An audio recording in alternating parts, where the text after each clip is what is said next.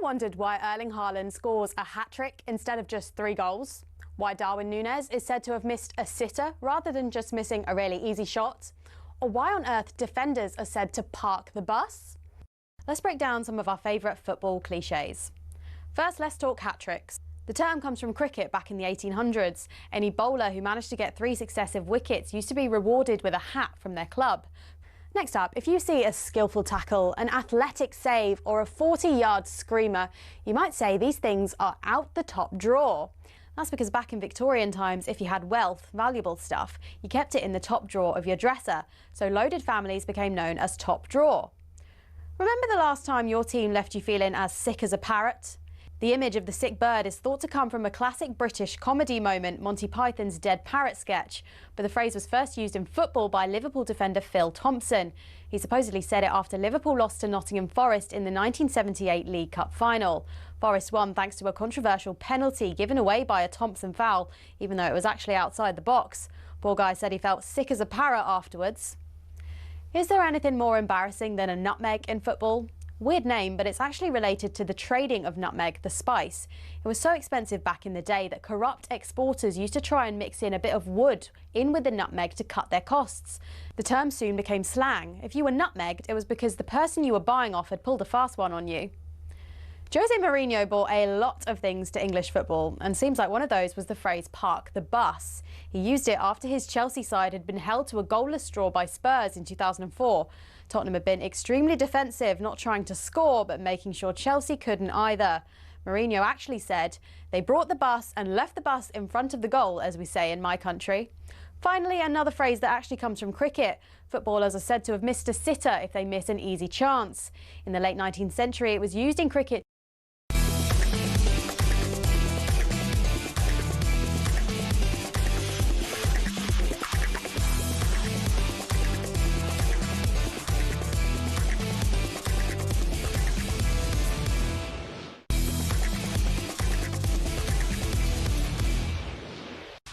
All right, fans, here we go with the main event of the evening.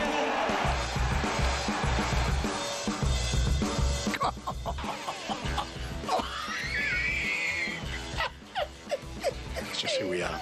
It's unbelievable. Yeah. No way. Whooping. Do you know what, right? Just get on with it. Has anyone seen Jamie O'Hara? The big cockerel. Can you the big cockerel? You almost went a hell of a beating. Thomas the Frank, can you? What the hell was that? David Bentley, Beyonce, David Bentley, Beyonce. You almost went hell of a beating the NFL pitch. To dare it to do. Who come up with that one? What joker? Oh, my nose is full up. What joker? No, to dare is to do me a favour. Europa League winners. Europa League winners. The Skywalk. Beaver nose come on. Beavertown Brewery. Daniel Levy. Can you me Daniel? You boys went a hell of a beat in the SA sign the Morgan Gibbs White sign. You boys got out of jail. What? You dodged a bullet, you two. Aussie Ardealers. Chick King. Aussie Ardealers. Chick King. Aussie Ardealers. Chick King. Aussie Ardealers. Can you me Aussie? Can you me Chick King? You boys went a hell of a beat in Big Ange. It's just who we are. Big Ange. It's just who we are. Big It's just who we are. Ron Weasley, AJ Tracy, Jurgen Klinsmann. Can you me Klinsmann? Your boys to win out of a bit. Seven Sisters Train Station. Adele. Spencer Oliver, Alan Sugar, Spider-Man. To dare is to dare. You boys to win hell of a beating. Oh dear, lots to get through. Awesome. Busy weekend of football, including the huge London derby on Saturday. Palace beat Brentford 2-0. Elsewhere, Liverpool. Hold on. What are you on about? Palace. Hold on a second. Good team, Palace. Hold on a second. You boys took a whooping. team. Nuno finally gets to tune out his West Ham team thanks to Newcastle, who were an absolute shambles at the weekend. Oh, that's rich. Wolves lost again. That's and of rich. course, massive game tonight. Sunderland drew with Everton. It's live on talkSPORT. Sunderland are in the top 4 after 10 games. Let us know what you think. Let us know what you thought of the weekend's football. 03 717 22 33 How can you ever be a big club when you've never ever won your own league? You're only a big club because of Roman Abramovich. You've never won the Champions League. Ooh. You've got nowhere to go, mate. Roman Abramovich. Because you lot, your trophy dodgers, they're my favourite punch bag. Everyone wants to copy our stadium. The Spurs are bigger. Spurs are bigger for me. They are. Caicedo down the middle. He squares it to Pedro. It's 1-0 to Chelsea. Spurs lacking at the back. Vicario's not happy. What on earth are Tottenham doing at the back? There we go, lovely. Absolute shambles. João Pedro there, he could have had 4. And Jarrett Gillett has blown the full-time whistle. 3-point lane. It's pathetic. Full-time at Chelsea's playground, a.k.a. the Tottenham Hotspur Stadium. Spurs 0, Chelsea 1. I think the fans during the game, we need a little bit of help. It will forever be 3-point lane. Whooping. It's so good. It's so good, mate. I'm going to try and leave this nose on the whole show. No. No, listen, seriously, right? How's your weekend been? I've not messaged you. I've had nothing to do with you. No. How you been? Well, How do you think I've been? I don't know. How do you think I've been? Hopefully terrible. Yeah. Hopefully you've had a... I've got over it now. Because... You haven't got over anything. No, I've got Mate, over it. Listen, this is going to be worse than the game. Oh, my nose keeps falling off. Can you put that nose away before I punch you straight on it? Seriously, you're doing my head in already. Mate, you took a whooping. What's wrong with you lot? You lot are an absolute disgrace. You lot, that's, you know what, that was disgusting. Absolutely. You giving it big licks on Friday morning, right? When I come on the breakfast show with you and Gabby, right? You, even JT had to pull your pants down, give you a whooping. It's just who we are, mate. Right? And you got the nerve to give it all with this, that. Do you know what it is, right? You never learn, you lot. You never learn. When are you going to learn? Just looking at the league table. When are you going to learn? I'm just looking at the league table. You can Arsenal, yeah. Man City, Liverpool, Jay, Sunderland, Bournemouth, Tottenham. Yeah. Chelsea. Jay, when are you going to learn? Yeah. We're still above you. When are you going to learn? Still above you. When are you going to learn? 10 games in, we're still above you. When are you going to learn? You lot don't learn. This is the thing. There is no humility. 10 games in, we're still above you. You go into games, right? You give it big licks, all right? You give it all the big stuff. You know what it is? You lot, you're like you're nose blind and eye blind and ear blind to what goes on around you. We rock up to your house. It's a little bit like, right? Here we go. It's something I saw on social media. One of the Chelsea players said we're training going. It's a little bit like me rocking up to your house. Yeah. And I don't knock on the door. I've got my own key. I walk in, turn the key. I walk my big muddy boots right through your nice clean carpets. Walk through. Yeah. There I sit there and give you a big old slapping. Give you slaps around the back of the head and face. Yeah. Go in your fridge, open your fridge, eat all your food. Yeah. Sit on your sofa. Turn the telly on, watch whatever I want. Probably not what I want. Right, turn on, leave it on. Yeah. Right, eat more food, give you a slap you around the back of the head again. Yeah. Right, pull your pants down, give you a whooping. Yeah. Go upstairs in your bed, sleep in your bed for half an hour. Still got money. That's a good point to say sleep with my wife. Whooping. That's basically what happens anyway. I didn't. That wasn't what I was saying, right? Come back down, give you another big old slapping around the back of the head and face, and walk out. That's basically what Chelsea do to you lot every single time we rock up at your house. We basically just own your place. You rent there. We own it. I've got the keys. I'm the landlord. You live there. Are you done? No, I haven't even started. Are you done? No, not even started. No. What about Van der Ven? What is he up to? Xavi Simmons. What on earth is that? Baby. Listen, it's Xavi Simmons. I'm not going to go again on Xavi Simmons. Oh, hold on. You want to start there? Right, no, you want to start with him? No, I'm talking about the goal. Look. Sorry, why didn't... You were 10 times better than us. You're a better team. 10? You have spent £1 billion. 10 times better. You were 10 times better. 10 times better. All right, mate. Yeah, you should have been 4. Mate, do you know what, right? That scoreline flattered you. No, it did. I said... It could have been 4 or 5. It should have been 4 or 5. We whooped your backside. If you were actually any good, really... like a good old slapping. If you were a team, really, in terms champions. of what you've spent and how much money you've spent, you know, £1 billion on a squad, and really and truthfully underachieving with what you've spent... Whooping! You should be challenging for the title. Whooping! Because you're so average. Whooping! You beat a really average team. Whooping! So, at the end of the day... You beat us 1-0. You should have won 4. Yeah, that's how bad we were. But you didn't because you're still crap. Your best player is your keeper, mate. Seriously, right? Yes, you've got the best centre halves in world. Where's the laughter track there? What Van der Ven, mate? He don't give a monkeys. Strolling round like he owns the place, mate. We own that stadium. Can you shut? We own it, right? Honestly, seriously.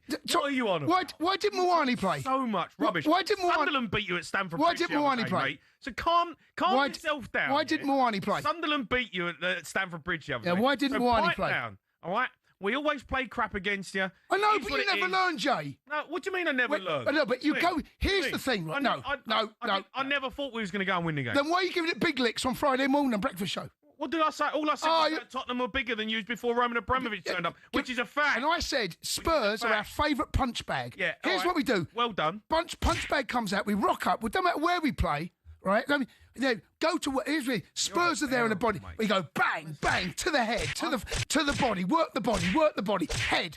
Work the body. Go below. Go upstairs. Go downstairs. Bang, bang, bang, bang, bang, bang, bang, bang, bang, bang, bang, bang. Off your pop, Spurs. That's what we do. Give you a whooping.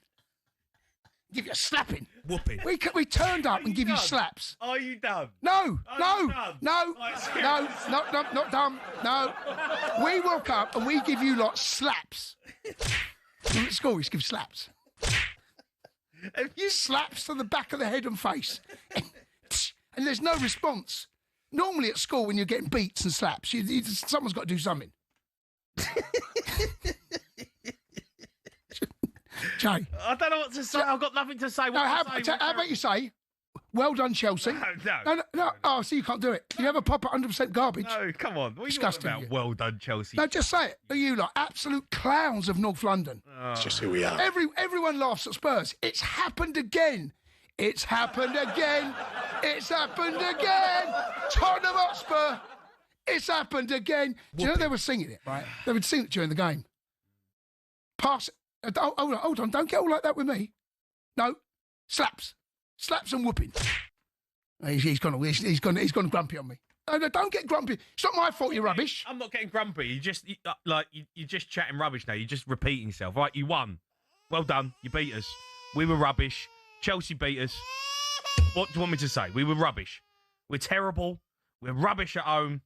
You've spent £1 billion on a squad. You've got 2 players in midfield who are worth £220 million. Casado's probably the best midfielder in the world right now. You spent over £100 million on him. You spent over £100 million on Enzo Fernandez. You should be beating us. You should be beating us. All right? It's simple as that. You spent £1 billion on a squad, and we've got garbage playing for us.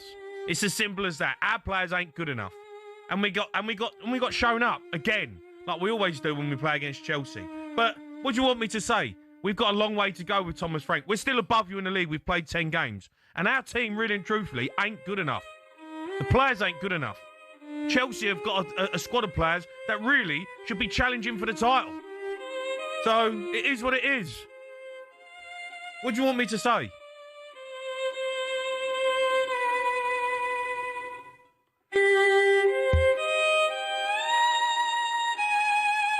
This is ridiculous. Like, I knew it was going to be bad, but this is just ridiculous. Honestly, I really want to come and punch you square in your nose. Honestly. Nose is going back on. Can we move on? Can we move on? Can I wear it? I'm going to wear this the whole show. You're not wearing that. You're not wearing that. You're not wearing it. Seriously, because it falls off and you do my head in. Look, there's loads. So we'll talk about tonight's game. No, Obviously, it's not. We can talk about Spurs. Spurs fans. Look, it was a disappointing afternoon. We're still above you. We're still above you in the league. 10 games in, we're above you. All right? You spent £1 billion. All right? And we've got a garbage team, you know, going forward at home in a minute. Is absolutely terrible. Xavi Simons. Baby. Honestly, we've spent 60 million on Xavi Simons, 60 million on Richarlison, 60 million on Endon Jay, that's like the money we spend on some players. Our recruitment, honestly, is an absolute disgrace. What about Tadarius to do, though? Right? Oh, forget that. What about Tadarius to do? It's just who we are, mate. Europa League champions, mate. Tadarius to do. Europa League champions. Mate, you honestly, what do you do, you lot? Well, what do you mean what we do? We won the Europa League. I need to work out. I know, but we won the Europa League, so pipe down and we're above you in the league. Who put that on their crest? So calm yourself down. Tadarius to do what? You do nothing, mate. You can't do that. You can't use that anymore. No, Tadarius to do. What do you do? In 5 years' time, you can use that again. No, I'm using it now. If we don't win, something in 5 years, then fine. Tadarius to do. You can't say to me, what do you do? No, you don't do anything, because mate. we won the Europa League. What about home? We are the current champions of the Europa League. So right. That's what we do. Tadarius we to won do, in Europe. Tadarius to do. Okay, yeah. Have you done? Yeah, we done. So you've done did? Yeah, we done. You done did stuff? Yeah, we done. Tadarius. So we dared, and then we did it. We did. Mate, you did nothing. We did. You took whooping. Well, we won the Europa League. You took whooping at the weekend. We were above you in the league. Took whooping, pulled your pants down and give you whooping. Let's move on. Let's go to GJ. He's a Spurs. Here we go. Can't wait for this one.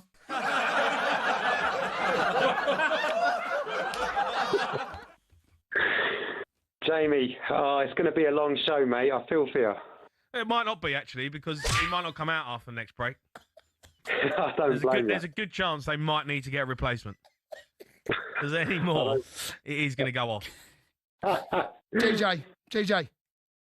Yes, mate. You're mob, mate. You're an absolute disgrace. You know what you are? You're a bunch of cowards, you lot. You can't say that. I just said it. You can't say that. No, you are. You can't call us cowards. Mate. You are. Don't call us cowards. Don't say that. You know what? Well, I think you are. You can't. No, you're a bunch of cowards, mate. Some of our players are definitely cowards. I'll come on to that in a minute, right? But I just want to say, I was there. I paid nearly 90 quid for my ticket, right? And all the talk has been about Spence and Van der Ven walking down the tunnel and the disrespect they showed. That didn't bother me at all. I don't think they did anything wrong, right? The only thing that offended me was that performance. Utterly, utterly disgraceful. I mean, Frank's come out today, guys, right? And he's saying, Van der Ven and Spence, they apologise. Where's your apology? Where's your apology to us for serving up that dross? Players are out on the pitch, by the way. I mean, Thomas Frank ain't playing up front, is he? No, but I mean, Thomas Frank ain't Xavi Simons. Okay, but then you could say that last season wasn't Ange, just the players on the pitch. Why are we talking about Ange? Who cares about Ange? It's just who we are, mate. We were terrible last season as well. No, because you're trying to separate the players, the players' accountability from the managers. So that's why I'm bringing up last season. What I'm saying is, Thomas Frank, right? The performances we're putting in this season aren't actually that good. I mean, even last week when we won 3-0, that wasn't a good performance. You know that. We basically won from 2 set pieces and a late goal. Everyone's winning from set pieces. Yeah, I know, but it's not very good. But my point was, that on Saturday, Jamie, 0.05 XG, the lowest of any team this season. Yeah, I know. It was shocking. It's disgusting. Mate. No, it's what it is, right? You lot, no fight. I've got no... That is... We did have fight. No, Don't say we didn't have fight. No fight, Jay. We did Who have fought? Who fought? We did have fight. No, mate, bunch of cowards. I'm not having it. Don't say that. I'm Grace, going to say it. You can't call professional football. Well, I'm calling that performance was cowardice. You can't say that. It was. It was terrible, mate. You can't say that. Jay, there was no fight. There was fight. There was no fight. There was fight. We had a distinct lack of quality going forward. Oh, and fight. When did you fight? Oh, come on, we did fight, mate. No, you didn't. We did. Mate, you didn't. You didn't fight. You're right. No, you didn't fight, mate. That's terrible. You're right. I mean, Brennan Johnson, right? I mean, that guy is a proper coward. And I was watching him on the pitch closely when he come on. He hides. And I'll tell you how I know he hides. Because he reminds me of myself when I used to play Sunday League football. Did you hide? Yeah, I did. So you're a coward then, GJ. That's what you said. You was a coward. Right. Look, I was a talented footballer. No, you weren't. Trust me, I was, right? No, you weren't a talented footballer because you're phoning us up on talkSPORT. What are you doing next weekend? You're not a talented footballer. In the realm of Sunday League football, in my league... There's no such thing as a talented footballer playing Sunday League football. I'm not a professional footballer. Okay, my point is this. When the tackles were flying in, I weren't about that business. But I've got to work the next day. I'm not getting paid. Brennan Johnson... He's on, like, how much is he on? 100,000? I don't know how much he's on a week, right? £100,000 a week. It's irrelevant.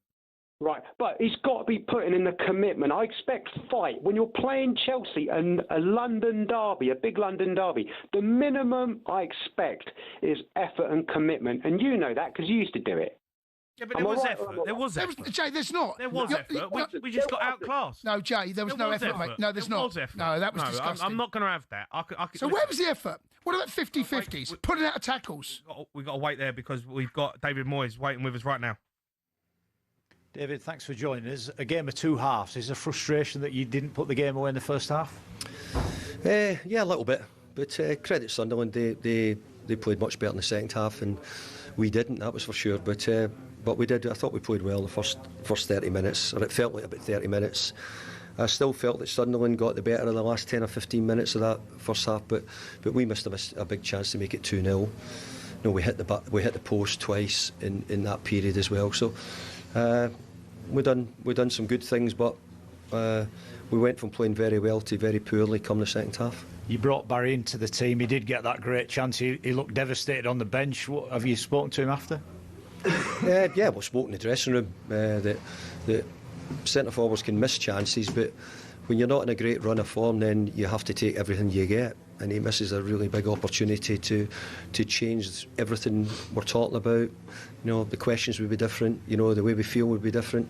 So small things, but look, centre forwards need goals to feel good about themselves. So he doesn't feel particularly good because he knows he missed a big opportunity. Nice goal from Illiman, but he went off. Is there any danger in that? Yeah, I don't know yet. I'll need to see. You know, we think it felt like a bit of cramp, which he was a bit worried about. So hopefully it's okay. But he scores a brilliant goal, and you know, great dancing feet, and got himself the goal. Nightmare start to the second half with them getting the goal. Jordan made a great save, but are you happy with how you kept them at arm's length second half? They didn't have too many clear chances. No, I think that we had to deal with 10 or 12 long throw-ins and probably half a dozen corners, which I would say in the main we defended pretty well. Yeah, I just didn't like the way we played for majority of the second half. But in saying that, we probably gave ourselves 2 or 3 big chances at the end as well. We were breaking away, and you know, if we make the correct pass, we come away from here with 3 points. But anyway, we've got 1. Did you think you were going to win it when Carlos broke away at the end? Yeah, I did, yeah, because he's pretty good in those moments, and I still thought that we'd either make another pass or he would have a finish himself. Yeah. So overall, happy with the point? No, I wasn't happy after. I wouldn't have been happy after 30 minutes. I might have been happy after 90 minutes, but certainly not after 30 minutes. I thought after 30 minutes we should have been not out of sight, but certainly a bit further ahead. Thanks for your time. Is it even more frustrating when you're so... Yeah, David Moyes there with Mark Wilson. He will be annoyed because, and the reason he's saying after half hours, because his centre forward should have missed from 2 yards out. Barry's got to score. It's an embarrassing miss. 28 minutes that was on. It would have made it 2-0 game. Yep. Really and truthfully, a long way back there from Sunderland. Yeah, that's the. You can't we're just watching it again. You can't miss that such chance. a bad. You know, it's hard to miss. The highest level, you got to put that chance away. Agreed. He knows, and he ended up taking him off after 53 minutes, but they got a massive problem up front. But they've got Jack Grealish and Dye, and then Dye's a top player, by the way. Really, really like him. He's a top player. We're going to talk, obviously, Spurs and Chelsea, because that's what Cundy wants to do. But it was a big game tonight. I want to talk about tonight's football. Do you? Yeah, I'm going to go to Russell, who's an Everton fan. All right, Russ? All right, Russ. Hello. All right, Russ. All right, Russ. Oh, well, just I think, yeah.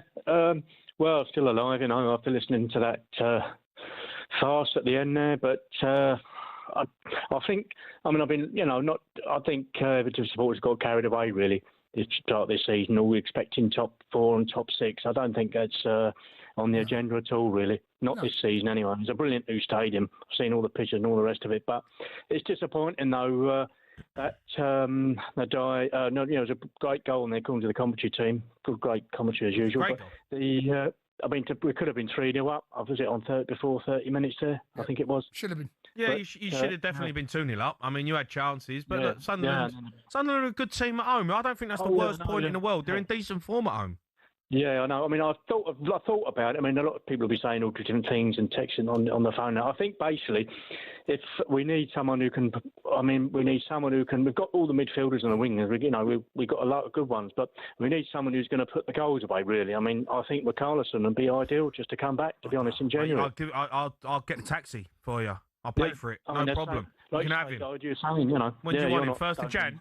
I'll make sure he's there. Well, you're giving it away.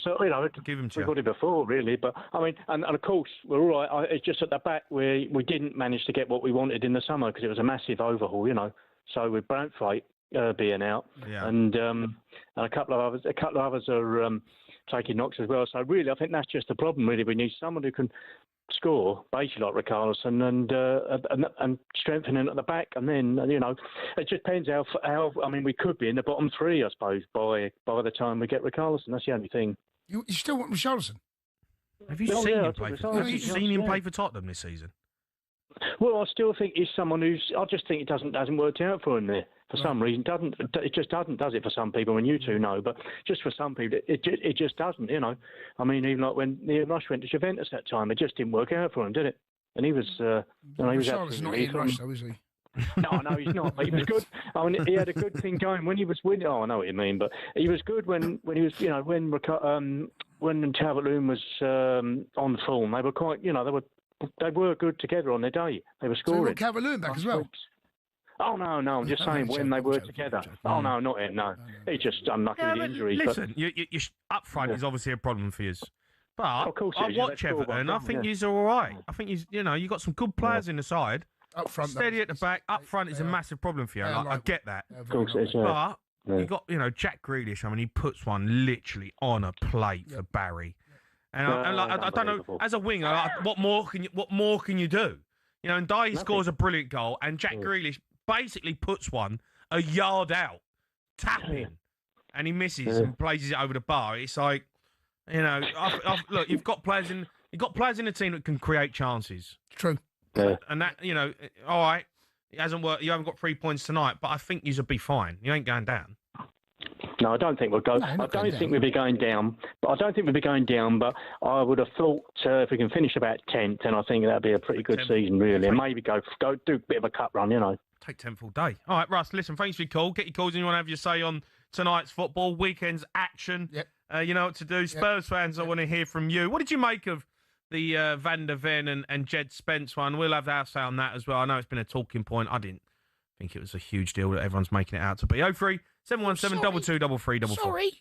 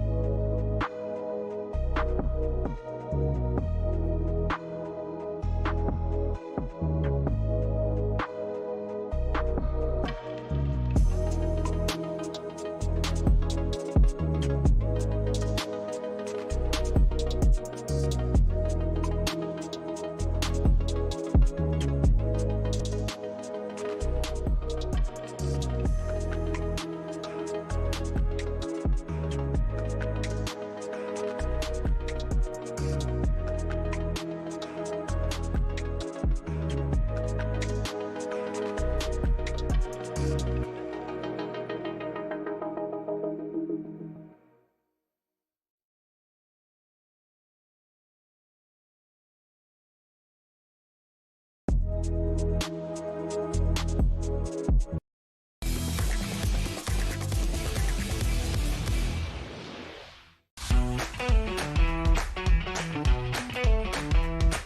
are listening to the Sports Bar on talkSPORT. Me, Jamie O'Hara and Jason Cundy. Reminder, talkSPORT is now on your smart TV. Just grab the app on Android TV or Google TV. We're even on Prime Video. talkSPORT live on your screen as well as your speakers. We're going to preview Trent's possible return to Anfield tomorrow night. But Sunderland, 4th in the league after drawing with Everton tonight. Here's how the action sounded right here on talkSPORT. Monday Night Football live on talkSPORT, just how we like it. Goes past one, goes past two, drop of the shoulder onto his left foot, and that is a great goal. Illiman and Jai puts Everton in front. Absolutely outstanding. Lays it to the edge of the box, Xhaka deflected, and in! Goal within 44 seconds in the second half, and it's Granit Xhaka, captain fantastic. He's got his whistle in his mouth, and that's it. Sunderland 1, Everton 1. Yeah, decent point in the end, I think, for both sides. Sunderland are playing well at the moment. I have to say, I think they're a good side, Sunderland. They are a good side, They don't mate. look like a team that's just come up into the Premier League. No, they're well coached, they're organised, they've got some very good players, and after 10 games, if you are 4th in the table, you're doing something right. Mm. And they are doing plenty right. Xhaka, What about 6th in the table? are they? I'm just saying, is 6th in the table doing something right? I could do better. What about 7th? Could do better. But 6th is all right? And that's not right, is it? It's not top 4, is it? So where's it like then? 10 games, Yeah, right? 10 games, yeah. Sorry, my nose. 6th in the table. No, just over a quarter of the way through the season. As I've always said to you, between 10 and 12 games, you get a real gauge about who they are, where they are, right? Yeah. We'll see after next weekend where they are. That's 11. But if we're going 10 games in... 10 to 12, yeah. 6th, 7th... Not good enough, is it? Okay. Right. But it depends how you got on the weekend before. Let's go to Sean. He's a Sunderland fan. Shawnee. Right, Shawnee, away the lads. Evening, boys. Jamie, Jason. How are you, Away Sean? the lads, Sean. You happy with a point in the end? Well, after the first half performance, it was a typical game of two halves this year. First half, we just weren't at the races. Second half, come out all guns blazing, got the early goal, got the crowd behind them, and as you say, put a better performance in, but happy with a point. Could have nicked it, couldn't you? I felt could have nicked it. Yeah, and you could have lost it though as well. Yeah. Booked 7 points out of 3 games going into the Arsenal game on Saturday. Where is that game? Stadium of Light. Oh, it's a big game, that one, isn't it? Cause it's a 5:30 kick-off on Saturday. You're up against, obviously, the best side in the country, right? They don't concede definitely. shots. They've had one shot on target in 4 games. I mean, that is it. You get anything out of that, that is, wow. Well, then you are a serious team. Get stuck into them, as the old saying, they don't like it stuck up them. Yeah. You can't boot around the pitch, but you're a problem. Not out around the pitch, just getting in there, getting tight on them, don't give them the space. The crowd will be right up for it. Would have been a 5:30, few sherbets down the next. When is that kick-off? 5:30 Saturday. Oh, 5:30 Saturday. Yeah. Look, Shawnee, but you have to say though, from coming up from the Championship through the playoffs, probably didn't deserve it in the final, but you made it through.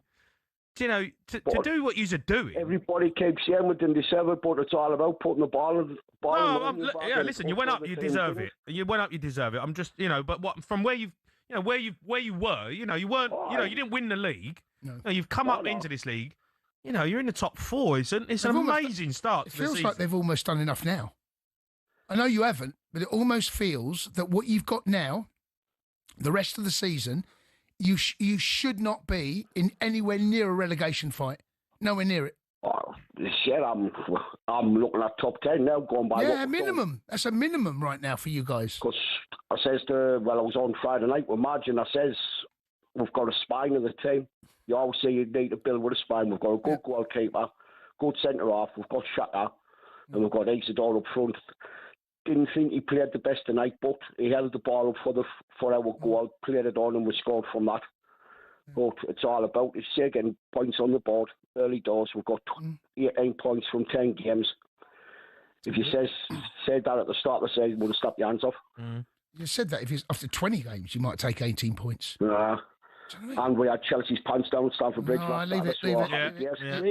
Yeah, Shawnee, just a reminder. Leave it. Yeah, just remember that one. So we got. Oh, yes. Shawnee, top man, mate. Thanks for your call. I'm going to go to Peter. He's an Everton fan. All right, Pete? All right, Pistol Pete. You all right, boys? All right, just thinking off a bit frustrated, to be honest with you, with us tonight and a couple of other games as well. I think we're one striker away from having a really good side. Yeah. We've just come out the game then, just driving back, getting back at 1:45. But there you go, we do for our club, don't we? But yeah, I'm frustrated with more, a lot of frustration. Barry, I don't know, Pete, you're obviously at the game, right?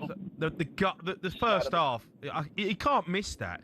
And me and Jason sat there and we were like, 2-0, that's a long way back for Sunderland, right? Against a good, resilient Everton side.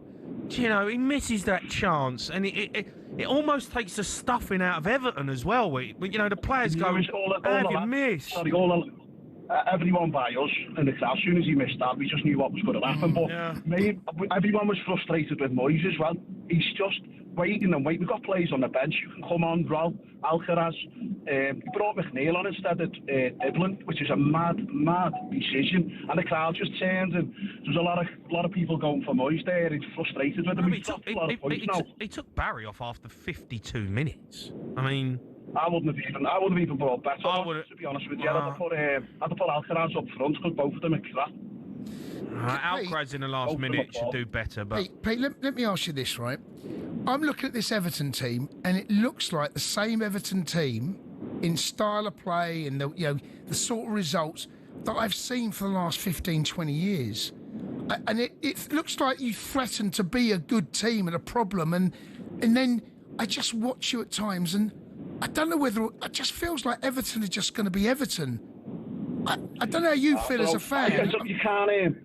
We knew we can't change everything in one summer, can we? No, I know. We can't do it in one summer. We brought some good players in, and we have played some good football, but we're one striker away. If we had a proper striker, even an half-decent striker, we'd have beat Villa, and we'd have beat West Ham. You might be right. But whenever I watch Everton, even this season, you think you promise so much and deliver so little. To go 1-0 up and go 2-0 up, then Jay's right. That goal... it's like missing a penalty. It is. I've got a 90-year-old nan, and she'd have scored that. 90-year-old nan, and she'd have buried that. 90-year-old nan, back post. Good player, the old nan. Taps it in with her slippers. Gets fast. For us Evertonians. But you know what? One thing I will say, there's loads of positives going on at the club, but we've got to get a striker, and none of us can watch them for another season. We've got to get someone in January. We have to. Do you want Richarlison? Yeah, I'd love Richarlison back. Love him back. Okay, all right. Well, the love affair's still there, but I feel for Everton because when you look at... You don't? No, I do. No, I don't, actually, you're right. But what I do see, I see Palace above them. We've got Mateta, right? They've got a striker in there that could have gone to Everton, right? I know, but Mateta, when he started at Palace, he weren't great. No, of course he wasn't. They've bought Beto, they've bought Barry, they've got attributes like Mateta, but Bournemouth's got Semenyo, right? Yeah, I know. And what I'm saying is the teams that are above them, that aren't as big as Everton, have players in their team. They've got Grealish and Ndiaye. Ndiaye's good, by the way. Diblin, who's I think he's going to be a brilliant player for them. Do you know what I mean? They ain't got a bad side, Everton. They ain't got a striker. Right? But this is the first. They've gone into the new stadium. Yeah, look, they ain't going down.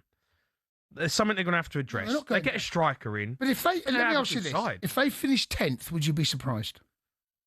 What do you mean? If they finish, I expect them to finish 10th. Do you not think that Everton? Do you not think that they are a club that should be knocking on European? Not yet. So 10th is who they are. Yeah, not yet. All right, fair enough. We're the 14th right now. Come on. No, I expect Everton over the next 3 or 4 seasons potentially. With the feel good factor at the club again. With a new stadium, I think David Moyes has got the credentials to take a club further, but not yet. I think they're a building process. I mean, they've been clinging on for dear life for the last 4 seasons. They've been building. I can't start saying after all of a sudden they're going to get European football. It's a process. I think this squad and team should be. They ain't got a striker. Is that it? It's as simple as that. Well, you need a decent striker. You can see every team who does well in this league as a decent striker. It's as simple as that. If you ain't got one of them, you know, you ain't scoring goals, are you? You know, you need Granny fast stick, didn't you? Granny hobbling in there, teeth falling out, battering in them. All right, keep your calls coming in. 03717 22 33 44.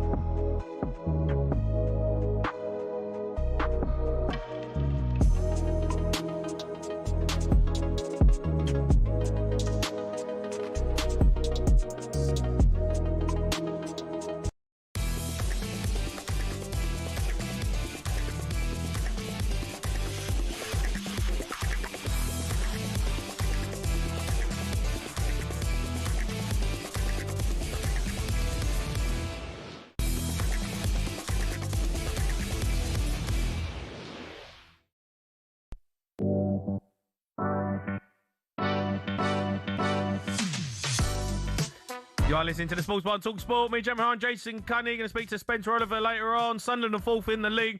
After drawing with Everton tonight, though, live on talkSPORT, Mark Wilson is at the stadium and light alongside Sunderland gaffer Reggie Labrie right now. Regis, thanks for joining us. Your thoughts after that? Good point. It's so tough to win a point in this Premier League. We didn't start well, or I might say that Everton started better than us, and they were strong over the first 20 minutes. They were dominant, created chances. we were not composed on the ball at that moment, and we helped them to exploit their strength. Strong in 1v1, strong to exploit spaces in behind, in counter-attacks as well. And after that, we were able to be a bit more stable with the ball, especially, and we changed the momentum. Were you surprised by the start your team made? I think we felt the danger today. How good can be these players when they have good conditions, and it was the case. So maybe because of us, a bit. So it shows once again that we have a really young team. Many of them don't know the Premier League, don't know that level, and they experience something new today. What did you say at the start of the second half? Because you made a great start. I think we connected the last part of the first half, and we said this is what we want to do, and if we keep going like that, we'll score. We did it. you just couldn't get the second one though, but you tried. You must be pleased with the way that your lads worked it second half. Yeah, absolutely. I think the second half was good. Not enough to score this second goal, but we were more composed, and until the end we tried, which is the most important. Still unbeaten at home. Big test coming on Saturday. Yeah, another exciting challenge. So probably a good lesson from this game, because if we feed their strength, of the strength of the opponent, it's like a gift, and probably it was the case today. Reggie Labrie there speaking. He's done a very good job as Sunderland manager. Let's go to Oliver. He's a Sunderland fan. All right, Oliver? Ollie? Yeah. Hi, guys. I'm all right. He's a clever lad, isn't he, Reggie Labrie? Yeah, he's doing well. I mean, fair play to him. He's got a new team together of players. Got you gelled really quickly, and I have to say, I'm impressed with what you've offered. Yeah, and what you said before, we came up in the playoffs, and nobody expected this at all. We kind of would have taken just staying up. That'd be fine, but I mean, I'll take fourth any day of the week. It wasn't a brilliant game tonight, but it was good enough. I think it's too. I mean, look, Everton are namestays in the Premier League. They know how to get results. They've been around the Premier League for a long time. For you could have been 2-0 down. You weren't good in the first half hour, but you picked yourself up. Second half, you were good. You could have nicked it. You could have lost it. But overall, I think a point you take the day. I know, we could have been 3-0 down. I think they had a shot within 20 seconds of the game, and I was like, I was getting a bit nervous at the start of that. And I think the players just, in my own head anyway, I think they knew if they won, they'd be second, and that might have got a lot of pressure on them, perhaps. That's what I think they might have started off so badly, because there was so much pressure on them to win, and everyone expected them to win. I was expecting them to win. I would have taken a draw, but before the game, I was just like, if we win, we're second, and I think everybody had that in their heads. Yeah, but I felt that in the crowd a little bit, Oliver. Well, I was listening to it, and it was a bit flat. When it weren't going your way, it was a bit flat, the crowd, and I think you've got to forget where you are in the league. You're in dreamland right now. You're in the Premier League and you're playing well. Don't expect too much, because very quickly the Premier League can come back and bite you in the backside. Yes. And I think you've got to enjoy the ride, enjoy where you're at, and have the atmosphere at home. It's got to be electric every single game, regardless of how you're playing. You can't expect anything in the Premier League. You've gone out there, you've done brilliant. But I just think the atmosphere, don't be flat if it's not going your way. You're thinking, we could be second. We should win tonight. Can't think that. You just got to enjoy it. It's hard not to think about it, though. No, but you can't. You could be fourth. You could be bottom. Everyone was expecting you to be bottom. You could be Newcastle. Nah. Derby Day is going to be fun when they go and say, we're going to... It's in December, isn't it? We've got a hard December. We've got Liverpool. Sunday the 14th. So they were terrible, by the way, against West Ham at the weekend. Yeah, Newcastle. Well, they had an off day. I'll give them that. But you just got to be happy, though, Oliver. You've got to be happy with what you're doing at the moment. I mean, geez, you're in the top 4 after 10 games. I'm Ollie's, buzzing. Ollie's been greedy. You're a bit greedy, Ollie, aren't you? No. I tell you what I love. My son's a Newcastle fan because he lives in Blythe. Sorry, And, sorry. Ollie, Yeah. what do you mean? How did that happen? Because he lives in Blythe. He would have been bullied in Blythe. He supported Sunderland in Blythe. But it was like one of them things where he was born in 2015 rather, and then in 2016 we were relegated and we were rubbish for many, many, many, many years. And then I kind of told him, I said, if you support Newcastle, I don't particularly mind. I don't like it, but I don't mind. But you have to stick with them. You cannot jump sides between 2 and 2. So you've got to be loyal to them. But of course, this is when he only liked them when they were good. I suppose in a way the glory's born. It's a tough it's one good now. banter.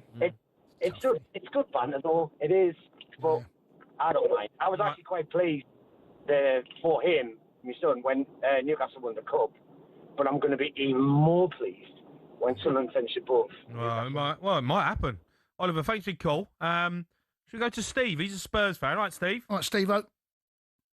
All right, boys, how you doing? I'm all right, Steve. Steve, I'm having a great day. You've heard obviously Cundy giving me a load of great stick, weekend. mate, but Yeah, I haven't really well, got much comeback on that performance at the weekend. No, what's this, the recruitment at Tottenham? I mean, what's that all about? I mean, you've got three geezers that are exactly the same. You've got Odegaard, 25 million. You've got Matthias Tell, 30 million. And you've got Xavi Simons, 51 million. You know, over 100 million spent on 3 players that are not good enough. And they're weak. You know, I saw Simmons go past the player at the week, and then he got knocked off the ball. Oh, Simmons! I was having this discussion with Jason. I'll say it now. If I've bought Xavi Simmons, I don't know Daniel Levy before he went. Whoever brought him in, right? Well, no, it was after him, wasn't it? Or was it? No, maybe not. Yeah, I'm not sure. Whoever's brought him in, but look, Spurs have brought him in. Whoever's in charge of that signing, I would be saying to Thomas Frank and the staff, put him on a gym program. And I want to see it every single week of what he's doing because he is weak. He is not strong enough to play in the Premier League. People try and say about Modric, right? So Modric had a bit of a slow start and he wasn't big or strong. Modric had quads and calves like iron, right? Yeah, he was he's ready. strong.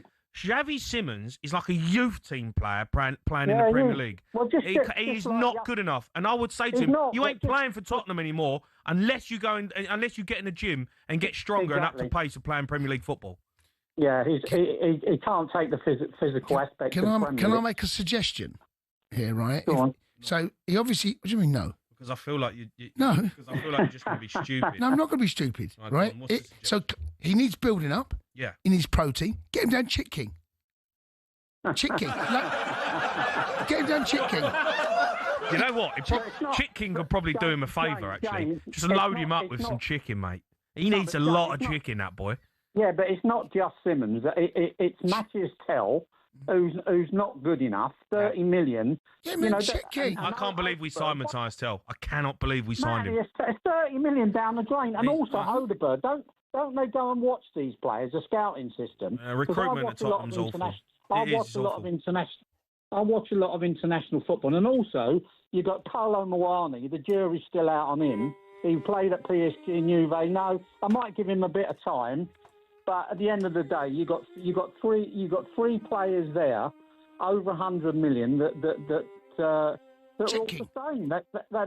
They're just not good enough. I mean, the player they should have got, which Levy messed up, was Gibbs White. Yeah. And not many people know the reason that fell apart was because they tried to offer Richarlison in part exchange. Well, we don't know that. We don't know that. A bit chicken. Get him down Chick King. We do, because it was general knowledge. Well, it's not general knowledge, is it? You don't know what the ins and outs are of a deal, but look, at the end of the day, I agree with you, Steve. The recruitment's shocking. When you go through the players that we've signed and how far they are. Listen, I don't mind signing a player who's got potential.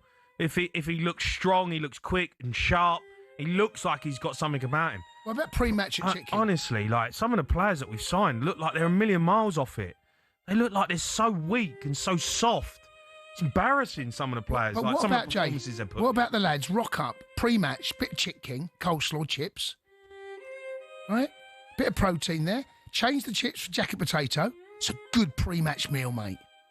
Bit of beans there for your Xavi Simmons needs some protein, mate. Let me tell you, because he looks so far off it. It's scary, and it is down to recruitment. Chelsea, I mean, they signed Casado, right? Casado is made of iron, right? He is an absolute brick in midfield, and he's unbelievable. Do you know what I mean? Enzo Fernandez, made of iron. You can get a raw crunchy burger, right? It's just like, what are we signing? Mate, if you're going to sign someone who's a bit, slight, then at least he's got to be sharp. At least he's got to be quick.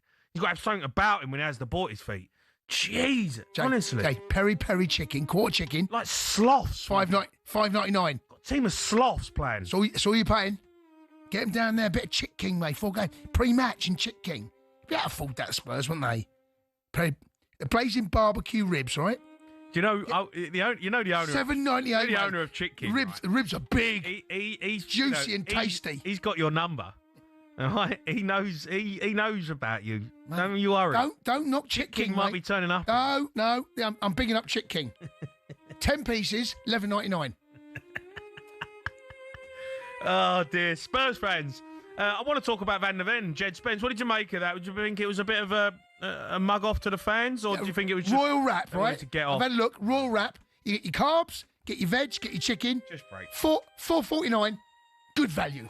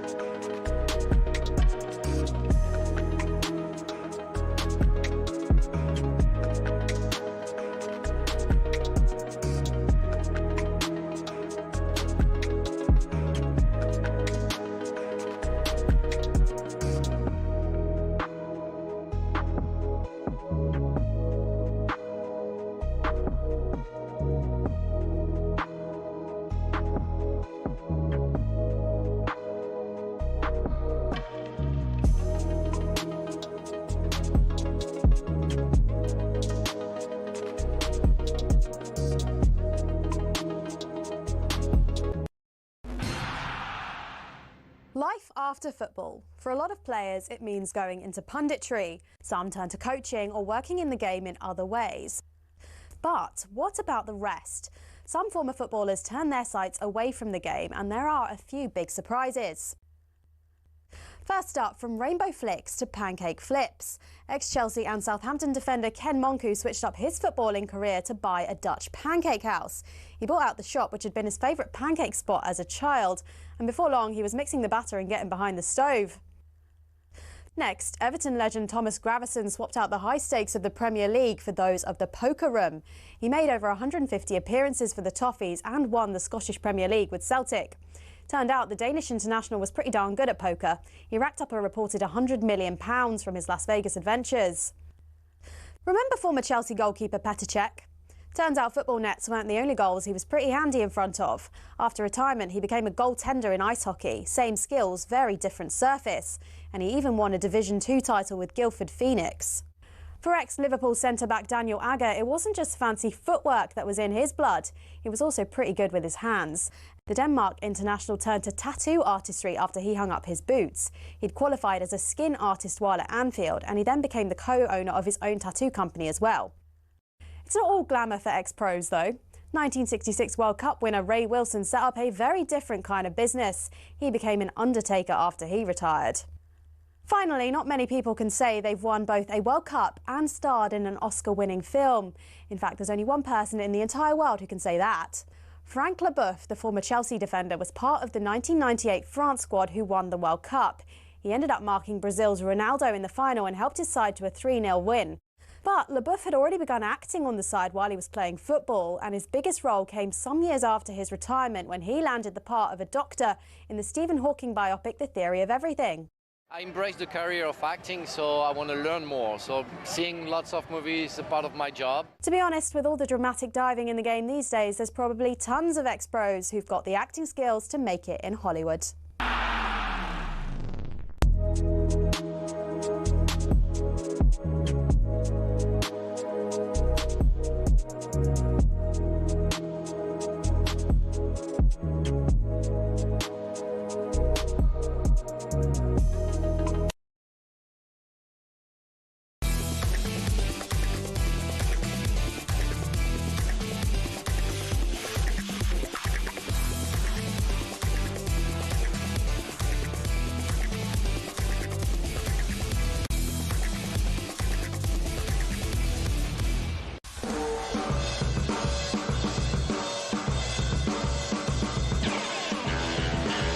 Yeah, good evening. You are listening to the Sports Bar on talkSPORT. Me, Jamie O'Hara, and Jason Cundy. Big result for Everton and Sunderland. It was a 1-1. I'll say overall, the 90 minutes, both teams will take that. Sunderland are in the top 4 after 10 games. You can have your say 03 717 22 33 44. We're here from Brian Robson as well, who's been speaking to talkSPORT this evening. We're going to be joined by former Premier League referee Dermot Gallagher to go over some decisions. But let's take a look at some of the other action from this weekend. It's the Monday night roundup on the Sports Bar. We'll run you through some of the other talking points from the weekend. I want to start, actually, with West Ham Newcastle on Sunday. West Ham won 3-1. Did you watch the game? Saw the game. Newcastle were absolutely shocking. Very odd. Very odd performance. It was a disgraceful performance from them. Yeah. You know, from a side who I think are a good team, solid, physical, you know, got pace.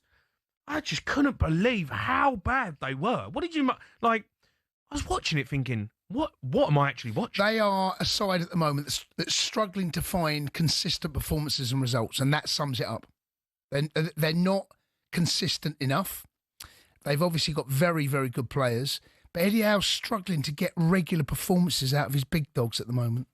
And I have to say, on the caveat that I think it's fair we mention West Ham and say second half. In fact, throughout the whole game, they were competitive. Yeah. They were competitive throughout the whole game. And to go 1-0 down and to be in your position, there's been a managerial change, you're up against a team that's in Champions League football, to fight your way back and not only win the game, but in the end win it comfortably. Yeah. Yeah. That might be the catalyst for West Ham season, where they go, right, we've turned, there's a corner. I don't know how big this corner is. Newcastle they're not the side that we saw this time last year. Nowhere near it. Well, Very odd performance. Let's hear from Newcastle gaffer Eddie Howe after the game, airing his frustration with his side's inconsistent league form. One of those lows in management that you get. I think we're really disappointed with our performance today. Very uncharacteristic of us. We've lost games this season, but I think we've been very competitive in every game. But today I thought we were below the levels we've set. We feel like we've been a bit like that in the Premier League, where we've stepped forward, and you think that's a big turning point for us. And then, for whatever reason, we haven't kicked on from that. And it was a bit similar to the game today, a great start for us. But we didn't capitalise on it, and our performance deteriorated in that first half. I don't think we were good. Made the changes to try and bring some fresh energies, fresh dynamic to the pitch. Yeah, he wasn't happy with the performance. Understandably. Let's go to Michael. He's a Newcastle fan. All right, Mike? All right, Mikey. Oh, boys, how are you? I'm all right. All right. You a bit worried about your form in the Premier League? Hey, not lately, man. Say again?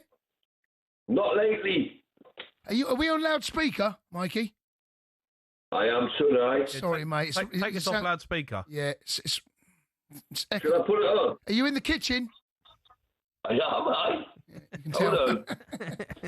There you go. How's that? That's better. That's a bit better, I think. That's it. Go on then, Mikey. Is that right? That's right. better. Look here. Go on. I'm not actually ringing about the football, you know.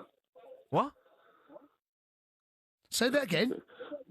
I'm not actually ringing up with the football. You're not ringing about the football. Go on, What are you phoning this for then? Well, I was watching you playing. It was a Bentley on the golf. Yeah. talkSPORT Golf Channel, yeah.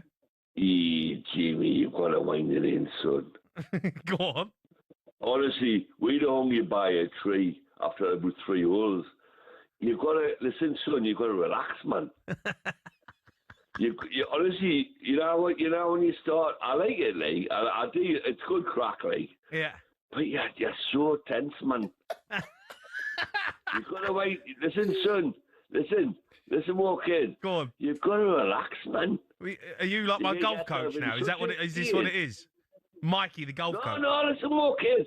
This is a genuine call, this, like. What do you want me to? You want me to calm down on the golf course? Is that what you're trying to tell me? I'm an angry golfer, Mike. Oh, listen, kid. I am. That's why I never play anymore. But I'm just saying. Anyhow. I did like he's good. He's good crack. He's good crack. Anyway, so the football. Go on. Mikey? Yes, son. Have you been out tonight, matey, by any chance? No, I've no one to lose. Mikey's just got a great personality, hasn't he? Okay. All right, it's good. I like it. Go on then, Mikey. Mikey, What do you talk want to to us say? about Newcastle. You were garbage at the weekend. Oh, I know. We're stunk it. Yeah. Get the sound effects on. We absolutely blew it, man. Yeah. What sound effects do you want? What do you want? What do you want? The violin? You can play a lot. Do you want the baby?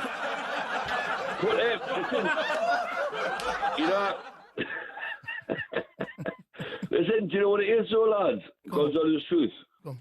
Honestly, this is God's honest truth, right? We're doing all right in the Champions League.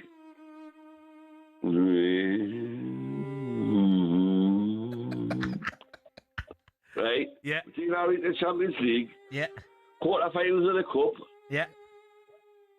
Right, listen, if we beat Fulham, right? Yeah. Listen, do you know what it is? I come on with good advice, especially for you, Jamie boy. Right? Got Mike.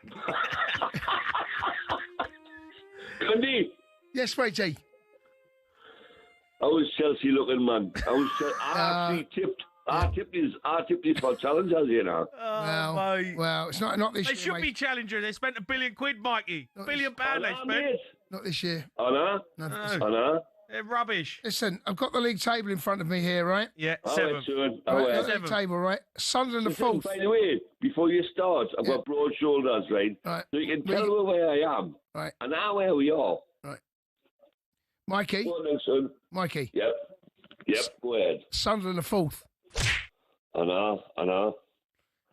When You know I what? I thought about starting drinking. Right. I don't think you need a drink. Mate. Sunderland the fourth. Yep.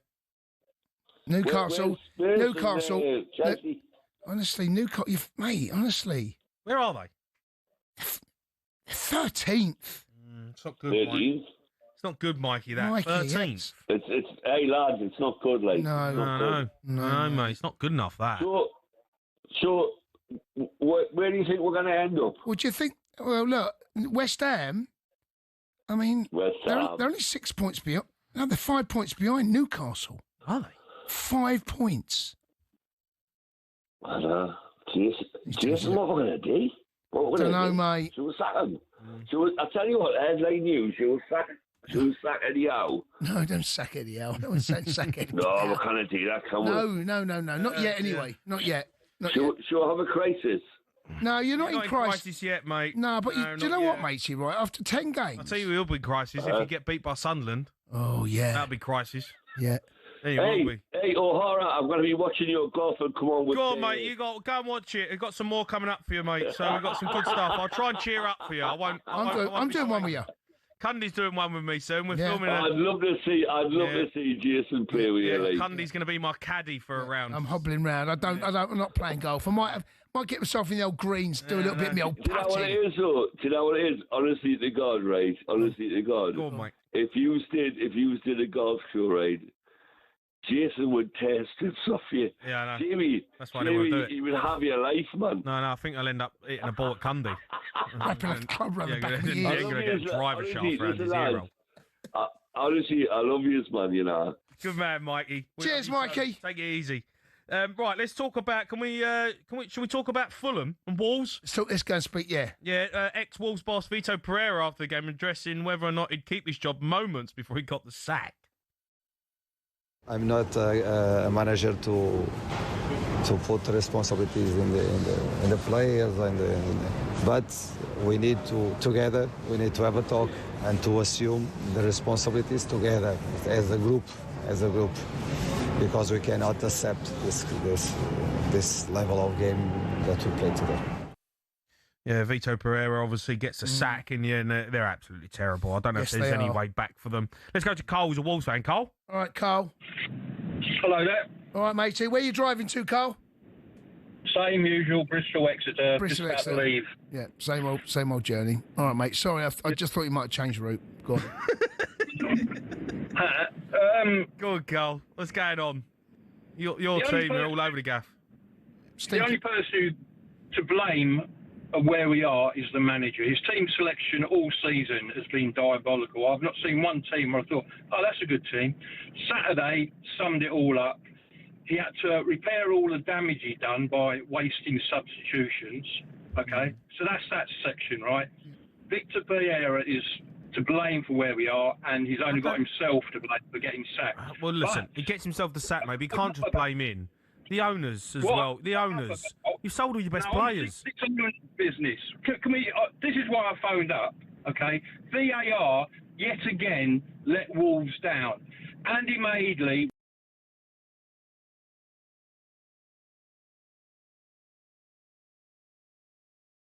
Leading up to the goal, to the sending off, there was a handball, a blatant handball, and he didn't even look at it. The referee on the pitch. You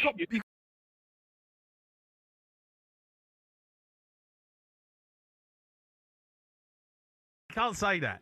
The league ain't crumbs. Carl, you haven't won a game all season, mate. I mean, we've run out of dump, so we had to get rid of him because you can't come on and say that sort of stuff. But what did you say? Was that bad? I didn't think it was bad, but Ryan's obviously poo-pooed it. Do you know what I mean? He's bottled it as he does. Did you? Yeah, he's bottled job, isn't he? I don't know what I said. Well, he just weren't happy with VAR decisions. He's not happy with refs. He's not happy with the league. But can't blame the league for the Wolves' performances, that's for sure. A bit of news for you, though. Latest on the manager hunt for Wolves. talkSPORT's chief football correspondent Alex Crook said Rob Edwards is a strong contender to replace Vito Pereira. O'Neill was close to agreeing personal terms before pulling out of a shock return to Molineux, following backlash from fans. Wolves have also discussed former Manchester United boss Erik ten Hag, but Edwards is ahead of the Dutchman on a list of targets, promotion-winning Luton boss, well regarded among Wolves staff and has strong ties to the area. You can have your say on that, Wolves fans. Keep your calls coming in, though. We've got Dermot Gallagher coming up as well. 03717 22 334.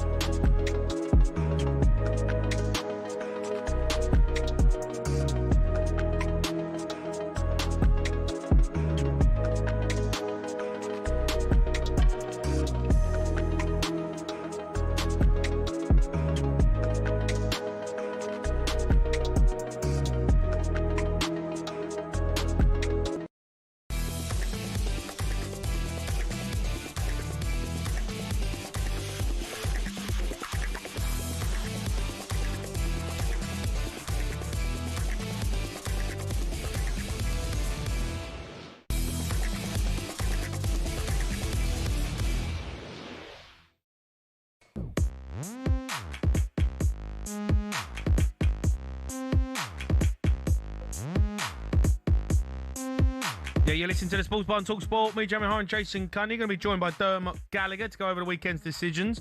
But first, it's the 18th edition of the North West Football Awards in Manchester tonight. Angelina Kelly is reporting for talkSPORT and has caught up with United legend Brian Robson. Well, the club and the manager, you know, they'll get their heads together of where they feel that we should be improving. For me, yeah, I think another midfield player. But I'd like to see Minu get a little bit more of game time because I think he's a really talented player. But he needs gains, you know, and otherwise you've got a player who's coming through the ranks who could be your answer. And would be very important for England as well when you think about it. I mean, last year he got like a few injuries, didn't get into top form, but the year before, the last 6 months of the season, he was outstanding. So you've just got to get that confidence back into him, get the fitness back into him, and I think he could be a really good player. Yeah, United legend Brian Robson there. They actually look all right, you know, Manchester United all of a sudden. They don't look that bad. You know, like that before I was looking and going, what am I watching? But the ship has definitely been steadied. That's not a bad point. It'll be disappointing going 1-0 up. But then when you're 2-1 down, like kind of coming towards the end of the game, you get a point. I think you probably feel where you were 3 weeks ago, going, right, we'll take that. So they're unbeaten full. They could have gone second if they were second. Yeah, you know, they were second, you know, in 10, 15 minutes into the game, whenever they scored the goal. But there's still obviously, you know, there's a long way to go. Yeah. There's a long way to go for United. But right here, right now, I think if you asked a United fan going into the last international break... Ruben Amorim needed a big month, didn't he? We talked about the month between the international break. Mate, he's had a big month. He's had a big month. He's had a big month. You know, they've done well, they've performed well, plus they've got results. So... You know, it kind of saved his job, I think, in the end. Well, they got your mob, 12:30 J on Saturday. Who's going to stink out? Who's going to stink out Old Trafford? You're at home, Jay. You're going to, mate. You get beat by Man United, stinking out again. Jay, mate, you're home. What's going? Okay. So right here, right now, right. If I had to put a pound of Cundy money on it, right, I'm laying it straight on United. Our home form's shocking. I feel like we're scared to play at home. Finding new ways to stink out the ground. I know, mate. We're not good at home. I don't know what it is. What's happened? Why? I don't know. Why? Well, I think it's. I think they're scared to play at home. I think they're scared to attack. I think when you're away from home, and our away form's been good because we're happy to not have the ball. You know, when we don't have the ball, players don't have to express themselves with the ball. They can. You know, play a bit more counter-attacking football and set pieces. They on the ball. At home, yeah, we are. We're poo-pooing it on the ball, mate. No one's confident. No one. The only person that looks confident on the ball is Kudus. He's the only one who will take the ball in tight areas and is not afraid to give it away. The rest of them, Palhinha maybe, but the rest of them, mate, they're frightened to play at home. Frightened to play at home. That's a big game. talkSPORT exclusive. Yeah. All right, let's go to Ant. He's a Sunderland fan. All right, Ant. All right, Ant. Ant? Hello? Hello, mate. All right, Ant. Hello, mate, you alright? Yeah, we're good. You at the game? You watch it? Yeah, just on my way home now, mate. Just wondering where you think Sunderland can really possibly finish. Mate, if you finish mid-table, mate, you'd take that all day, wouldn't you? Well, I've just said top 10. If you finish in the top half of the table, it's an amazing. That is, yeah, especially coming up via the playoffs. I think that's. I think we've been outplayed about half an hour of Premier League football this year against Man U until we change stuff. Right. And then, apart from then, every other game we've been in. No, listen, you're there on merit. As I said, after 10 games, you're over quarter way through the season. You are where you are. That gives you a little porthole as to who you are as a football club. Clearly, there's look. This isn't going to continue. I'll be stunned if it's not going to continue. But I'm not stupid. I know we're not going to stay fourth the whole year. No, it's not going to happen. No, but what you've given yourself is an amazing start. When the people have to start taking us seriously. Well, I think everyone is. You got, yeah. I mean, I think so. I mean, you're fourth. So I mean, I've just heard that Newcastle fan on there. I could hear the pain in his voice when you said we were fourth. No, well, that means he's taking you seriously, no? Do you know what I mean? Like, I think Newcastle will definitely be taking you seriously. I think when you first come up, everyone was expecting Sunderland to go straight back down. I think they was expecting, It's a big odds, that, isn't it? Playoffs. And, to come up through the playoffs. You've seen teams struggle, have come up before, go straight back down. I think he surprised everyone. But now watchers, you're a good side. Yeah, I didn't expect us to spend like we did. But the way we spent, there's not one person who we've wasted a pounder. No, it doesn't look like it. Not right now. You look good. No, and you're playing with, and you just heard Jay talk about Spurs there playing with a bit of fear. There is no fear at the moment. It's like enjoying the ride. You'll find out, by the way, there's always games in the season where you say, right, okay, where are we? Who are we as a team? You got Arsenal at home. It's the toughest test. That is going to be, if you come away with anything there, if you get a shot on target, you've done well. Do you know what I don't know if you was listening, Ant, but what I would say is just enjoy the ride. At home tonight is a bit flat in certain parts of the game. Because you're obviously, confident. You're thinking, well, we should go and beat Everton. We'll go second.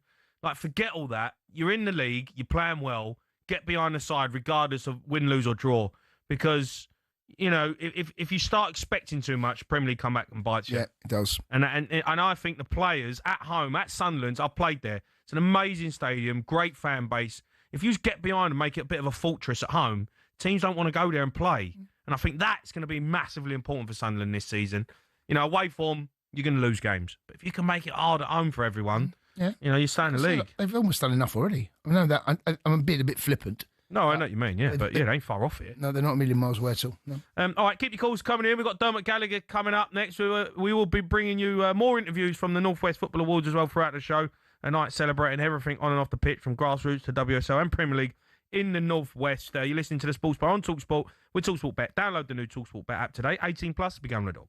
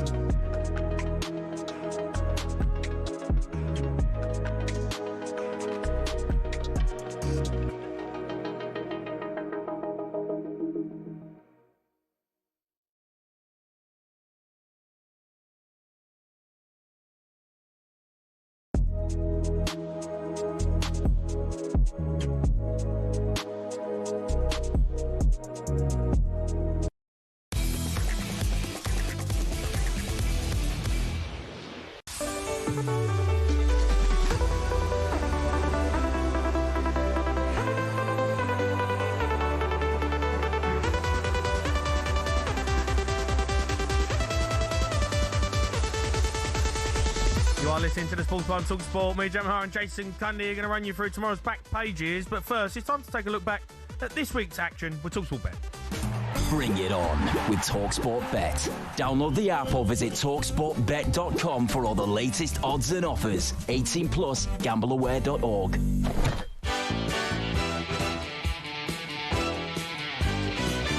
Dermot O'Query.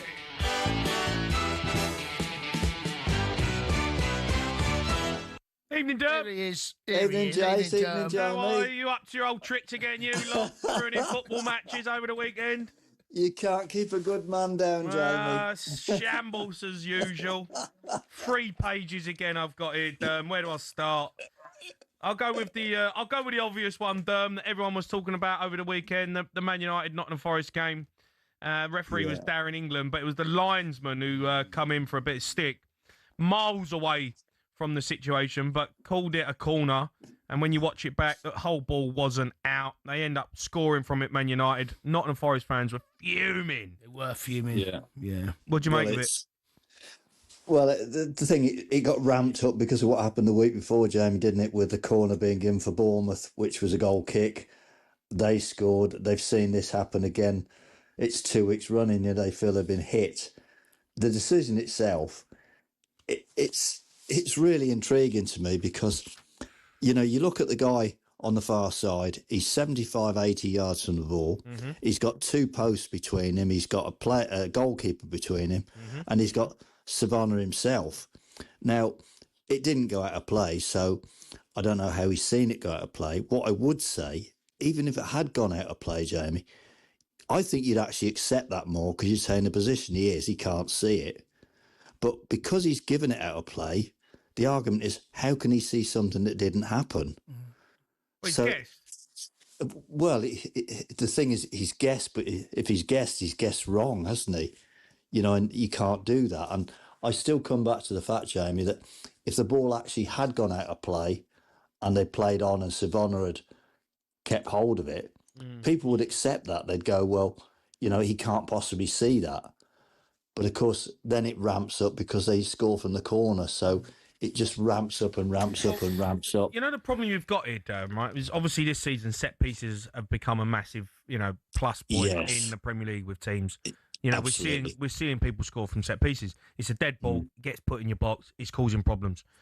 Yeah. Do you think that we're going to get to a point where VAR are going to have to start looking at corner decisions? I think I don't, Jamie, and I tell you for why is I get it. The Forest fans are going to be aggrieved, and I can't say that enough. It's 2 weeks running, so that they will feel really, really badly done by. But I think somebody said to me today, there's an average of 12 corners a game. You'd have to check them all. Now, Jay Bothroyd said this morning, well, that one could have been cleared up very, very quickly. I get that, but they won't all be cleared up as quick because there'll be the one with Tavernier last week where you'll have to look and look and look. And once you start that, you're then on the next thing about long throws now, aren't you? These long throws now have been so prevalent. So any throw in within, say, 18, 20 yards of the goal line becomes an attack, almost a corner at times, doesn't it? So are you going to check them? And I just think you're almost re-refereeing a football match. You might as well not have the referee. Let me ask you this then. I was listening to Andy Jacobs today, and he made the point that, okay, fine, you can't check everyone. But if a goal is scored from a corner, and I'm not talking about the ball being recycled, he made the point that on this occasion, because it is such a... Look, I'm still of the opinion, personally, defend the corner, right? I'm going to lay my cards on the table. Yeah. Still defend the corner, and if you defend it properly, free head in the 6-yard box is unforgivable anyway. But the point he's making is that every goal is checked if something goes on, right? There might be an offside, there might be a foul, that's what. Is there a world, do you think, that we might see where this happens, and because they then go back to look at the corner, they can then re-refer it because it's had such an impact on the game? That's much Watts. I don't think they'll go down that route very, very quickly because I think the double yellow card will be the next thing they'll look at. I do think that's much more feasible, what you say, Jace, because the impact whereas the corner gets cleared, it doesn't. I think that's a lot more feasible. Yeah. But I do think the next thing they'll change will be the second yellow card. Yeah, I agree with that. Somebody said to me today there was 7 last year that they felt would have been overturned. Remember speaking to you about it, Dom? Remember speaking to you about that last season, about the second yellow? We had the Bournemouth one, didn't we? The second yellow, Belieber at Bournemouth, wasn't it? Yeah. Let's move on to the game that I covered. Chelsea pulling Spurs' pants down again, giving the guy a whipping. Bentancur's challenge on Reece James. Yeah. It's a terrible tackle. He knows what he's doing. That's a red card for me. I cannot believe VAR didn't send Gillett over there. Above the ankle, the ball's Chelsea had one as well, by the way. No, he didn't. No, it ain't the same. Don't even go there. No, Chelsea had a red card as well. Don't even go there. They did. Don't even go they there. Did. Don't even go. Stop crying. No, I'm just saying. It's not. Bentancur was lucky. He was lucky. It's a red card. Yeah. I think it could be a red card. No, it is. It's a red card. Well, VAR looked at it. They bottled it. But there was another. Chelsea had a bad tackle. Enzo, it wasn't a bad tackle. You watch it again. It's high. It doesn't catch you. This one here, Derm, right? Bentancur is a coward. He's an absolute coward with this tackle. The ball's gone. He's been bopped around by... He's had Reece James and he's had Casado. Bully him in the middle of the park. He's lost his head. Red card. They bottled it. Yeah, well, I watched the game live, Jason. I think if he'd got sent off, there's no way he's being brought back. No it's a red card, Dom. It's a red card. Well, it's just not a good tackle, is it? It's a terrible tackle. It's false. He's come from distance. He's caught him above the ankle. It ticks all the boxes. It's disgusting tackle, that, by the way. I was furious with that.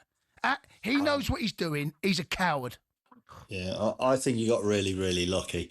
The Enzo one that you allude to, Jamie, I don't think is as bad as the Bentancur one. It gets him by the knee. It's a graze. He does, but he just glances. It's nothing, mate. It's nothing, honestly. I think Come on. If he comes front on, Jamie, if he comes front on, he sees him and he hits him in the knee, I get that. But he's actually come sideways on. He's tried to win the ball. I think he's caught him, but it's not as bad as... Bentancur is not winning the ball. You don't tackle like that. That's a different tackle to me. It's a totally different tackle. Totally different Coward. tackle. Enzo Fernandez won a good tackle. Coward. Let's move on to... a couple of. What about the Donnarumma one? He complained to David Brooks that Bournemouth netted an equaliser from a corner. He said he was held. What did you make of that? I didn't think it was a foul, Jamie. I think it's very interesting this year that there's been a lot more. The referees have had a lot more give and take for the forwards, haven't they? They've said the goalkeepers have got to protect themselves. I get it if they're fouled. I get it if somebody bashes into the goalkeeper, he knocks his hands. I get that. But I think with this one, I mean, David Brooks, he's feeling from, there's no doubt about it. But you both played football. At corners, you can't watch the ball and your opponent. This is why you reach. So you feel for your player to feel where he is. I just don't think there's enough in it. And, a big guy like that, he should be... Mate, honestly, Donnarumma's got this in him, by the way. I've seen him do these sort of things. He's made a right rick, and he knows it. Do you know what, though? We're seeing a lot of... What we're seeing now, though, obviously with set pieces becoming so big in the Premier League, what we're actually seeing now is before, goalkeepers did get protected. So, you'd get the nudge on the keeper, or you'd block the keeper, they'd get a foul. That's not happening anymore. So teams are actually... What they're doing is they're setting up like not someone who potentially is not the greatest header of the ball, but he gets himself in and around the goalie... And he's blocking the keeper, he's nudging him, he's moving him, he's getting his body in the way. He's not interested in the ball, though. But it's not too different, Jamie, from defenders and forwards, is it? If you see corners, that's going on all the time. There's players reaching for each other, there's players feeling for each other, there's players doing that. But I wouldn't say the goalkeepers aren't protected. I would suggest they're not overprotected. Even... I have to hold my hands up and say, in my day, I do think, we overprotected goalkeepers at the time. And you look back and you think, well, why? Because they've got that arms, they can reach 8. Donnarumma could probably reach 9 foot in the sky if he jumps with his arms. Yeah. You see, if you remember... Yeah, but the keeper's got to jump. The keeper's got to jump with his arms up in the air to come and take the cross, right? It's different if you're jumping to go and head a ball, you're jumping with your arms out. There's a bit more... There's a bit more stability. There's a bit more. Do you know what I mean? Yeah. Yeah. There's something But when a keeper comes with his arms and you do nudge him, it's a big difference. And what I am seeing a lot of, they do it to Vicario every game, and I get it because he's thrown in a couple, but you're seeing players who are not even looking to head the ball, just marking the keeper. Yeah. But I think referees been a lot better on this year. I look back to my day and I think, the goalkeeper got knocked. We always gave a foul, and we did it. Hold my hands up. I did the same. And I've seen keepers come out. They come out with their knee up, don't they? Because it's an old. They're coming flying out, and you look back and think, well, we did give them a lot more latitude. I think now the referees are a lot more wary of overprotective. You've got to protect a goalkeeper. You can't leave him vulnerable. I get that, but you can't overprotect him. You can't micromanage and say, well, the minute you touch him, it's a foul, because it is a contact sport. The big decision at the West Ham game, and this is I didn't actually see ref watch this morning, but I can only imagine what you and Bothroyd were talking about. Thwor, I think it was, that goes in on Bowen. It looks a penalty all day long. All right, but then he does get a touch on it. You've got to say he gets like a stud on it. And now we're seeing these decisions go the way of any contact. It's not a pen. Well, I keep referring to this. I think it's the Pope Jokeris. That started it. Yeah. We then had Kevin and Saka. Then we had Ahmad very and similar, De actually, the second one. Yeah, very similar. And we had Ahmad and De Kuyper. Now we've had this one. So I think it happened in weeks 5, 7, 8, 9, 10.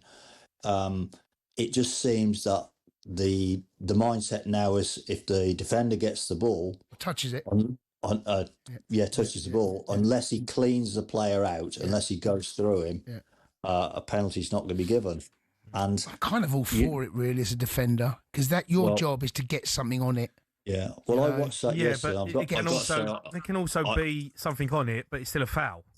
Yeah. Well, I watched that one yesterday, Jamie, and you know what a genuine guy I am. The minute it happened, I've gone penalty. Yeah. I just thought penalty. I saw one replay, and this is going to be overturned. Yeah. I can fully understand why the referee gave it. Yeah. But the minute I saw one replay, I said, this is going to be overturned. But you know what, though, Derm? I don't mind that. It's a bit like the offside, right? Black and white. You're either on or you're off. Penalty. You either touched it or you ain't. No, that's fair. I don't necessarily disagree with it. So it saves the whole grey area, doesn't it? If you get something on it, you get something on it. Yeah. Well, as I say, Jamie, the minute it happened, I've gone penalty. Yeah. I've seen one replay, I've gone, this will be overturned. I just knew it would. Derm, you're a star, mate. Cheers, Thanks for coming on as Lovely usual. speech to you both. Have a great week. Right. Bye. Dermot Gallagher there, former Premier League referee. Dermot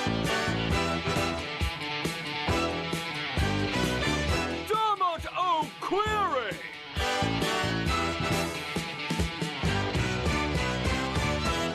Right, back pages coming up next. Bring it on with talkSPORT Bet. Download the app or visit talksportbet.com for all the latest odds and offers. 18 plus, gambleaware.org.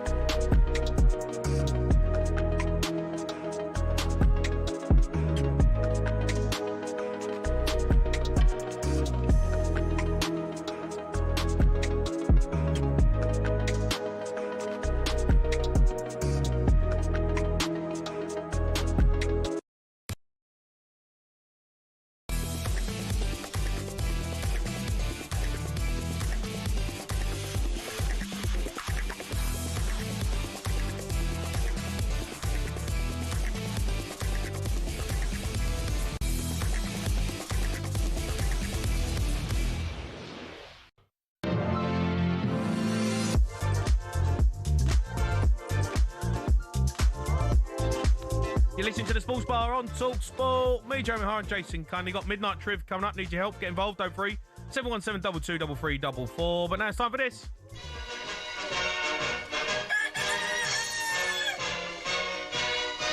JC. Jack Cunningham's with us. How are you, Jackie boy?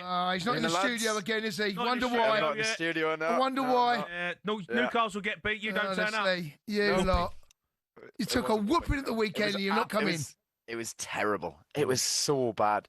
And the fact I had to watch it in Skegness Butlins with a pint of Carlin out of a plastic cup made it even worse. You was on our Butlins weekender, weren't you? I was on a Butlins weekender and I watched that. Skeggy? What happened? Anything you well, want? we can't talk about that. No, we can. We can. What? It says here, back page of the Sun. JC from talkSPORT. Last time I was in Butlins, I got so drunk I slid down a banister. You know the stair banisters, and it had knobs on it. It's had 2 knobs on it. And I remember sliding down the banister, and I woke up and I had a bruised bumhole. Honestly, it's so good. It's so unbelievable. Yes. 2 knobs on the banister. Yeah, forget the back pages. I was Anyway. That was a tap-in, that one. That was a tap-in. That was a tap-in. I'll give you a tap-in. Anyway, back pages.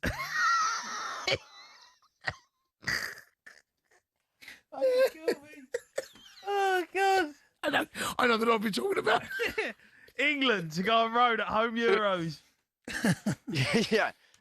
Right, try and get some composure back. All right, okay. So England are going to basically play certainly a minimum of 2 games away from Wembley. So one of their group games has to be not at Wembley, has to be one of the other games, one of the other host stadiums. And then also Wembley aren't hosting any round of 16 games. So either way, England will then have a game somewhere else around the country. I think it's a good thing for obviously fans all over the country to get to watch England somewhere else. I think maybe some people will probably say the atmosphere, but what I will say is I do think Wembley for example, Euro 2020, that Germany game, the semi-final against Denmark, stuff like that, the atmosphere was very, very good for that sort of game at Wembley. So hopefully that won't actually make too much of a difference. But it would be good for other people around the country to go and see England in a major tournament. That'd be great. I don't think it'll actually make too much difference for the players because, as I say, I would hope and expect the atmosphere to be very good for England in a major tournament, a home major tournament as well, to be very good no matter where they play. So, so I think that's a good thing. Okay. Quite a serious story, this one, on the back page of the Daily Mail. Sport, Ring of Steel, 700 police even to tackle protesters as Israeli club head to Villa. Police will bring 700 officers for Villa match, says the back page of the Telegraph. We're all hoping and praying this goes off without any incident, aren't we? Yeah, I think that would be what we all really want. We know there's going to be no Maccabi Tel Aviv fans are going to be there. So initially the police made the decision not for safety reasons. Government then tried to intercept it and try and change it. But then in the end, Maccabi decided themselves that, okay, we're not going to actually send any fans. And that's more to do with their fans being involved in a lot of they're a bit naughty, by the way, them not. Yeah, their fans have been involved in a lot of recent violence, against especially Ajax last season. There was about 60 arrests, something like that. So police are going to have 700 officers, though, on guard for the game on Thursday, even though there's not going to be no Maccabi Tel Aviv fans there because they're worried about protests around Israel, Palestine. Yeah. There's a group who want it cancelled, they want the match cancelled, a Palestinian supporters group. So it's one of those ones where they're trying to take as many precautions as possible. You just kind of hope that we just get through it and and we can just talk about the game and nothing else actually happens. Certainly they are making it as safe as possible, I think, for everyone who's going. Okay, all right. Back page of the iSport, it's been a big talking point. Tottenham pair sorry for fan snub. Yeah, we all saw the video. Yeah, where Tottenham lose to Chelsea, of course. Look, it was a disappointing performance. What happened? Go on, remind. No, yeah, do you not remember, James? What? Don't look at me. Get on with it, Jack. What? Yeah, I mean, look, Spurs delivered an XG of 0.05. I mean, yes, that's not the story. Get to the story. No, but it's still so bad. Yeah, but anyway, that's not why I It's part of the story, though. Keep going. Keep going, JC. What's the story? Keep going, JC. I don't need you to come here and give me stats in the game, yeah? That's not what I've asked you. I've asked you what the back page of the story is. So Van der Ven and Spence. No, it's a bit of backstory. Give the listener a little bit of, understand what happened. They might not know that we pulled your pants down. Up. Go on, Jack. Yeah, no, Van der Ven and Spence clearly annoyed at the result, performance, what have you. They totally snub Thomas Frank and the fans, of course. They walk straight down the tunnel. They leave Frank sort of looking over his shoulder, looking extremely annoyed. I assume those words then had in the dressing room. They now have confirmed that he said sorry. I will say it with Spence. It's the second time he's done it in a week. He did it at St James's Park as well. He had Pedro Porro go and grab him at the end of the game before 5,000 Tottenham fans went up. And he just walking off without clapping them. No, it's poor. I feel like it's poor. Yeah. The thing is, Spencer, I like a lot of the stuff he does. That he's a bit of a character in the sense of how he is online and social media. He's a great footballer as well. But I think something like that, you've got to show some respect to these people who are paying their money and are dedicating their time to come and watch you. Yeah, Listen, the performance was disappointing. Yeah, it is. I was disappointed in the reaction. That, one, that they've kind of just been the manager, which I think doesn't look good. I understand their frustration. I get it. They want to get off the pitch. They just got embarrassed by Chelsea. And I do feel like sometimes after the game, it's a token gesture. Fans have been booing you for the last 10 minutes of the game. You get booed at the end when the final whistle goes. And then, you got to stand out there and clap it. I get, players don't want to do it.